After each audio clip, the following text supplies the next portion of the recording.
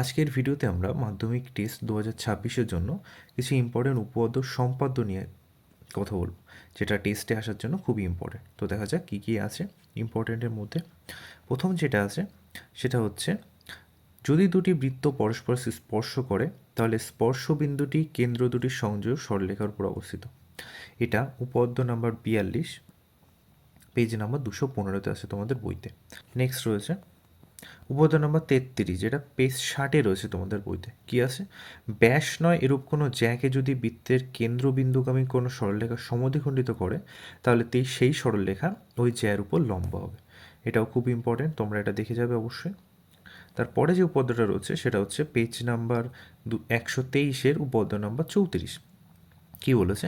প্রমাণ করো কোনো বৃত্তের একটি বৃত্তচাপ দ্বারা গঠিত সম্মুখ কেন্দ্রস্থ কোণ ওই চাপের দ্বারা গঠিত যে কোনো বৃত্তস্থ কোণের দ্বিগুণ। এই উপপাদ্যটা খুবই ইম্পর্টেন্ট, এটা তোমরা অবশ্যই প্র্যাকটিস করবে। এটা খুবই ইম্পর্টেন্ট, হ্যাঁ, মাধ্যমিক এবং টেস্ট দুটোর জন্যই। ওকে, নেক্সট যে উপপাদ্যটা রয়েছে সেটা হচ্ছে, যে কোনো সমকোণী ত্রিভুজের সমকোণী বিন্দু থেকে অতিভুজের উপর লম্ব অঙ্কন করলে ওই লম্বের উভয় পার্শ্বস্থিত ত্রিভুজদ্বয় সদৃশ্য এবং ওই ত্রিভুজগুলি প্রত্যেকে মূল ত্রিভুজের সদৃশ্য। এটাও খুব ইম্পর্টেন্ট মাধ্যমিকের জন্য এবং টেস্টের জন্য, তোমরা এটাও খুব ভালো করে প্র্যাকটিস করবে।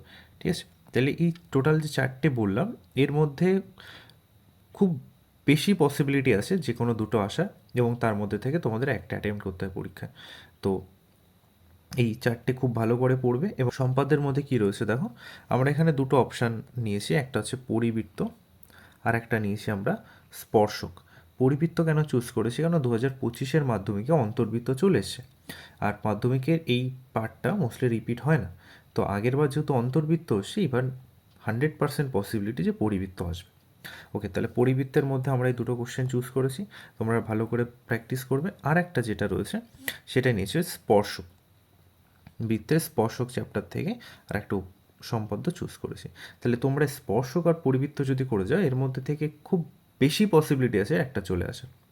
তাহলে এই যে যে টোটাল সম্পাদ্যগুলো বললাম, দুটো টাইপ, একটা হচ্ছে পরিবৃত্ত আর একটা হচ্ছে স্পর্শক। আর যে চারটে উপপাদ্য বললাম তার মধ্যে উপপাদ্য নাম্বার 48 এবং উপপাদ্য নাম্বার 34, এই দুটো খুব ভালো করে রেডি করবে। তো এই টোটাল চারটের মধ্যে 90% পসিবিলিটি যে তোমাদের এখান থেকে দুটো পেয়ে যাবে, আর তোমাদের পরীক্ষায় একটা অ্যাটেম্প্ট করতে হয়। তো খুব ভালো করে এগুলো রেডি করবে, আর তোমাদের পরীক্ষা খুব ভালো হবে আশা করি। তো আজকের ভিডিওতে এইটুকুই, থ্যাংক ইউ।